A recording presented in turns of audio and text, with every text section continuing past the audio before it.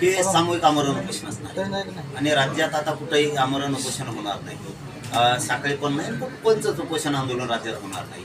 एकाच ठिकाणी एकाच वेळी एकाच दिवशी आंतरवालीत सामूहिक आमरण उपोषण आरक्षणासाठी होणार आहे. शेवटी काय असतं बघा, त्यांनी त्यांचे पक्षीय नेते आता मोठं करायचं काम केलं. आता आम्हाला आमची जात आणि आमचे लेकरं मोठं करावं लागतं. त्यामुळे आता ते राजकारण डोक्यातून मराठ्यांनी काढलं आणि मराठी कामाला पण लागलं. आरक्षणाला विरोध करत सत्तेवर बदले जे सरकार पूर्वी होतं तेच आता सत्तेत आलंय पुन्हा. म्हणजे एकंदर मराठा आरक्षणाच्या लढ्याचा सत्ताधाऱ्यांनाच फायदा झालाय.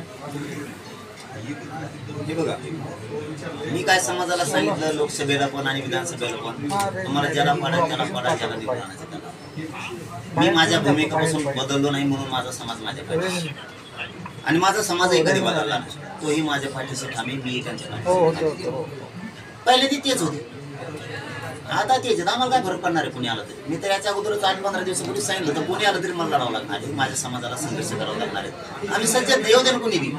तीच सासू आहे, पहिलीच होती, जशी होती तीच आहे. पुन्हा तिला काय होतं, काय गरजेची. आम्ही निवडलेला नाही बारे. मराठ्यांपुढं सरकार कोणतं टिकत नाही. फक्त एकच सांगतो, शांततेतच शांततेत राहून द्यायचं. पुन्हा आले आणि वळवळ करतात, दहशत करतात, दादागिरी माजवायचा प्रयत्न करतात, तर तुम्हाला त्याचा परिणाम इतका वाईट भोगायला लागेल. तुम्हाला वाटतं 5 वर्ष आपलं कोणी काही करू शकत नाही. मध्ये सुद्धा पडत असतं. मराठ्यांच्या नादी नाही लागायचं. मराठ्याला उलट सुलट घुसवायला लावायचं नाही आणि त्यांना छेडायचं पण नाही. आरक्षणाचे मुख्यमंत्री आता राहणार आहेत. देवेंद्र फडणवीस यांचं नाव आता आघाडीवर आहे, चर्चेत आहे. खरं तर मोठा संघर्ष तुम्हाला त्यांच्याच विरोधात करताना पाहिलं. कशा पद्धतीची लढाई असणार आहे पुढची, ते जर मुख्यमंत्री झाले तर? आम्हाला काहीच अवघड वाटत नाही. आम्ही मराठी यांना लय वेळेस उकळून पेलेले. आता ते आले काय आणि हे आले काय, आम्हाला लढावंच लागलं असतं ना. हे तर अंतिम सत्य होतं. पुन्हा तीच आहेत ते, पुन्हा आम्ही पुन्हा उपोषणाला बसणार. हो दे, चलो कोण काय करतंय, कोणात किती दम आहे आम्हाला चांगलं माहिती. तुम्हाला एक सांगतो, फक्त मराठ्यांशी बेमानी त्यांनी करायची नाही. शेवटी मराठ्याशिवाय या राज्यात कोणाची सत्ता येऊ शकत नाही. ती असू नाही तर हे असू. मराठ्यांनी दोघांचं पण काम केलंय. जे पाळलाय त्याचंही केलेलं असणार आहे, जे निवडून आला त्याचंही केलेलं असणार आहे. दोघांनी मराठ्यांच्या मदतीला यायचं. दोघांनी एक माज आणायचा नाही. जाहीरपणानं प्रेसच्या बांधवाच्या माध्यमातून, बीड नगरीतून सांगतो, दोघांनी माज आल्यासारखं करायचं नाही. निवडून येणारा म्हणून आता बदला घेऊ ताण देणाराला, आणि पडणारा म्हणून आता आपण मागा लागू.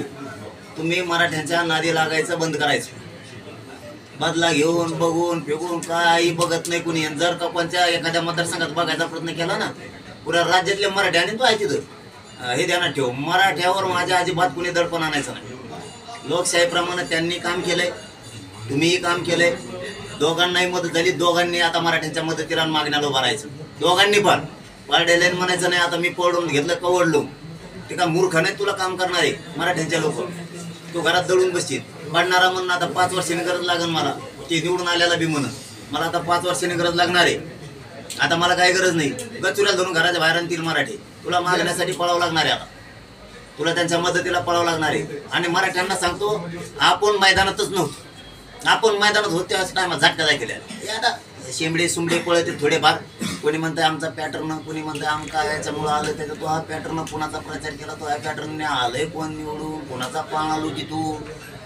हे शेंबडे सुंबडे हे मध्ये पळत येतं, हे लाल घोटे, आणि म्हणतात आमच्या पॅटर्नमुळे आमका झालं, तमक्या पॅटर्नमुळे तमका झालं, आणि महा फॅक्टर म्हणजे जरांगी फॅक्टर फेल झाला. म्हणजे तू काय, तू बुद्धी आहे, निर्बुद्धी आहे का तू? तू काय एखाद्या बार मसडीचा पेत होता का मूत? तुला काय अक्कल आहे, पिक्कल नावाची गोष्ट आहे का नाही? एवढे मोठे काही काही विश्लेषक प्रसिद्ध प्रतिष्ठित असणाऱ्या चॅनलवरती बसते, ते बोलवते ती मंदारीने. तिथं वेगळ्या शेंगा आणतं, आमचा पॅटर्न जरांगी फॅक्टर फेल गेला. अरे मी मैदानात नव्हतो, मराठा नव्हता. जेव्हा मी मैदानात होतो ना, पाणीच पाहिजे. आणि उद्याचा दिवस पुन्हा आमचा आहे, ते डोक्यात आणू नको. आणि खाली लिहिते 2-4 टक्के फोटो टाकीते 5-6 जणांची वर आले, बळत बळत मराठ्याच्या जीवर निवडून आले, आणि वर टाकीते खाली लिहिते आमका आमका पॅटर्न. तो प्रचार कोणाचा केला आहे? तो हे किती आलेत राज्यात, ते डिपॉझिट जप्त झाले ते बघ. आणि इकडं दुसऱ्याच कशाला राहणार तो? मी तर बाहेर पडलो असतो ना, 80-90ला बुक्काच लावला असता. पण आम्हाला काही उपयोगच नव्हता, कारण माझा सोपडा साप कधी, तुमचा मोगाचा प्रश्न होता, मी सोपडा साप कधी आम्हाला दोघं माहित होते, दोघं कामाचे नाही, त्याच्यामुळे आम्हाला आमचे द्यायचे, पण आमचं समीकरण हुकलं. त्यामुळे मी 3 तारखेला सांगितलं होतं पाठ, म्हणजे 4 तारखेला सकाळी सुद्धा सांगितलं होतं, दोनदा सांगितलं की मी राज्यात कुठं जाणार, कुठंच गेलो. मी माझ्या शब्दावर खरा भरलो. माझा समाज मालक आहे, समाजाला मतदानात मालक ठेवलं मराठ्यांशिवाय. मग मराठा मालक ठेवलं तर त्यांनी मतदान केलं. मी मूर्ख नाही येत. समाजाला मायबाप मानतो आणि मुलगा म्हणून कोणातरी दावणीला बांधली. मी तो मायबाप समाज कोणाच्या दावणीला बांधला. त्यांना मोकळं ठेवलं, ते मालक ठेवलं, बाप तेवचे या राज्याचा. त्यांना ठेवलं, त्यांना ज्याला मतदान करायचं त्यांना केलंय. जे निवडून यायचं आले, ते पडायचे ते पडले. आम्हाला काय सुख दुःख त्याचं का सोयी सुख काही घे नाही का? आणि मैदानातच नाही म्हणल्यावर मी कोण रुसणार आहे? म्हणजे एक कोण सांगतो तुम्हाला जे करायचं ते करा आणि दुसरी कोण रुसतो. कोणचं पोरग मग मी असलं. त्यामुळं समाजाच्या हातात दिलं होतं सगळं. समाजाने जे त्यांना योग्य वाटलं ते केलं. पण या राज्यात मराठ्याशिवाय कोणी सत्तेत बसू शकत नाही. त्यामुळं माझं यायचं नाही, मराठ्यांशी बेमानी करायची नाही, मराठ्यांच्या मागण्या मान्य करायच्या नसता मुंडक्यावर बसलोच म्हणा तुमच्या सामूहिक आमरण उपोषण सुरू. दादा माझ्यामुळे 250 आले, त्याच्यावर काय प्रतिक्रिया आपली? नाही, मी कोणाचं नाव नाही. हैदराबाद गॅझेट आचारसंहितेच्या विरोधक नाही म्हणत त्याला बोलत. विरोधक मानल्यावर देखील काच. आचारसंहिता लागू होण्याच्या अगोदर हैदराबाद गॅझेट हे लागू केलं जाईल अशी चर्चा होती. त्याचं काम कुठपर्यंत आलेलं आहे आणि सरकार जर त्या संदर्भात काम करण्यासाठी इच्छुक असेल तर किती दिवसात ते काम होऊ शकतं पुढे? सगळंच लागणार. 3ही गॅझेट हैदराबादसह सगळे स्वारीच अंमलबजावणी पण 2004चा JR सुद्धा कुणबी आणि मराठा एकच आहे हे सुद्धा केसेस पण जेवढ्या काय सरकारकडे मागण्या दिल्या त्या सगळ्यात आम्हाला त्याची अंमलबजावणी पण पाहिजे. आणि हे नाही केलं तर मात्र आम्ही सामूहिक आमरण उपोषणाला बसणार. देशात असं उपोषण पुन्हा झालं नसेल, सरकारचं डोकं बंद पाडणार, 100% डोकं बंद पाडणार. यांना 4 ताळात कोणी नाही ठेवणार. सत्ता आली म्हणून काय झालं? पहिले तेच होते, थोडे होते पहिले त्यांचे. म्हणजे काय अधिकार कमी आहेत का? मग सत्तेवर बसलेच ना, अधिकार तेवढेच होते, थोडे असले तरी. आता लय मोठे आले, मग अधिकार लय मोठे दिले काय? सत्ताच आहे ना. त्या टायमाला बी आम्ही त्याला पालतं उलटं घेतो. जन चळवळ ती जिवंत राहिली पाहिजे. गोरगरीब मराठा संकटात सापडण्या पाहिजे ही भूमिका माझी होती, ती मी पुरेपूर पार पाडलेली. मराठ्यांचा रुबाब हाय तसा ठेवलाय पाठी. मराठ्यांचा रुबाब हाय तसाच ठेवला. उंची बी रुतबा त्यांचा कमी होऊ दिला नाही. थोडा सुद्धा खाली मान घालून चालायचं कामच नाही ठेवलं मराठ्यांना. आणि मराठ्यांना नाही सांगतो कुणी पडू नये तर निवडून येऊ. कच रोडने चालायचं छाताड काढून. आपण मैदानातच नव्हतो. ज्याला कुमकुमे त्या गेलो मग पुढं आले तर किती उठ्ठ मिळले. कुणी 5,000 आले, कुणी 15,000 आले, कुणी 20,000 आले. आले तरी काय एक राऊंड आणला असतं ना, सगळे उलटे पालटे करून टाकले असते. पण आमचं समीकरण जुळलं नाही. हे कोणीच कामाचं नव्हतं. हे काय आज बोलतो का निवडून आल्यावर? मी आधी सुद्धा बोललो होतो. मला आंदोलन करावंच लागलं असतं, माझ्या समाजाचा संघर्ष करावा लागला असता. आता ते आले, त्यांनी आमच्या मागण्या मंजूर करायच्या. आणि मराठी सुद्धा ज्यांनी ज्याला मतदान केलंय ना त्याला सांगायचं रस्त्यावर होय ते पाड्याला समेत निवडून आलेलं असतं. चल आमच्या लेकरा, आता तो लेकरात काय झालं, आमच्या लेकराच्या मागण्यासाठी चल. मी तर आहेच खंबीर. आणि कोणी काळजी करायचं नाही. महाराष्ट्रात कोणता निवडून आलेला आमदार त्रास देतोय, पाड्याला त्रास देतोय ना, एक जीवन राहायचं सगळ्यांनी मराठी. तो का बाप नाही आपला. अजिबात कोणाच्या दहशती द्यायचं नाही, भ्यायचं फेचं काही कारण नाही. लय शानपणा करत असला ना पुऱ्या राज्यातलेच मराठी तिथं जाऊ. इथं मराठ्यांना कुठेही धक्का लागणार नाही, त्याला त्रास होणार नाही. ही जबाबदारी आपण एकमेकाची घेऊ. मराठ्यांनी दहशत मुक्त करायचं, कोणाची पण सत्ता येऊ दे. 2019च्या तुलनेमध्ये या निवडणुकीमध्ये मराठा आमदारांची संख्या वाढलेली आहे. यापेक्षा निश्चितच समाजाची वाढलेली आहे. काय अपेक्षा करता त्यांच्याकडून? नाही, आता आपण जर त्याच्यात असतो तर अपेक्षा ठेवली असती. म्हणजे दोघांकडे बी आपण मैदानातच नाही येत. आमचा जनचळवळ मी जनचळवळीतून मिळतो. हे बघा दादा, काही दिवसांनी समाजाला कळलं, त्यात तुम्ही बोलायलाच लावलं मला. मी किती करून ठेवलंय समाजासाठी हे माझ्या समाजाला थोड्या दिवसात कळलं. हो, इतकी आयुष्याची शिदोरी बांधून ठेवली दिली नाही मी त्यांना. हो, की त्यांच्या लेकराला कधीच कमी पडणार. मग तो काय भाजपचा मराठा असू दे, नाही तर काँग्रेसचा असू दे, शिवसेनेचा असू दे, राष्ट्रवादीचा असू दे, काँग्रेसचा असू दे, नसता तो शेतकरी मराठा असू दे. हो, मी इतकं काय करून ठेवलं माझ्या मराठा समाजासाठी. त्यांना पिढ्यांना पार ती शिदोरी पुरवली आणि आणखीन बी करून ठेवणार. त्यामुळे तर माझा मराठा समाज माझ्यावर नाराज होत नाही. मी योग्य वेळी योग्य निर्णय समाजासाठी घेतो. कधी पण माझा समाज मला कधी कमजोर होऊ द्यायचा नव्हता. त्याला खूप काय द्यायचं होतं आणि त्याच्यासाठी मी खूप काही करून ठेवलं. जे कोणी एका अर्धीचं फुकणीचं असेल ना, त्याला वाटत असेल आणि त्यालाही काही नाराजी काही असेल ना तर त्यालाही काही दिवसांनी कळत या माणसानं समाजासाठी किती मोठं काही काम करून ठेवलं. मराठीची एकजूट सुद्धा करून ठेवली, आरक्षण पण करून ठेवलं, अनेक खूप मोठमोठ्या गोष्टी त्यांच्या हिताची करून ठेवणार खूप. म्हणून तर माझा समाज एका आकेवरती उभा राहतोय. आणि आत्ताच सांगितलं मला काल परवापासून पूर्ण येते सगळ्या पक्षातल्या मराठ्यांची सुद्धा ते म्हणजे झालं गेलं ते आता लढाई सुरू आपली, आम्ही सज्ज आहेत. म्हणजे याच्यात लक्षात येतं हे सरकारची पुन्हा जिरू शकते. हे शांत आहे, मराठा समाज शांत आहे, त्याला शांत राहू दिलं पाहिजे. लय डावचा डवची केली ना ते कोणाच्या बापाला भेट नसतं. मग सरकार फारकारण हे असले किती पाया खाली तुडी जाईल.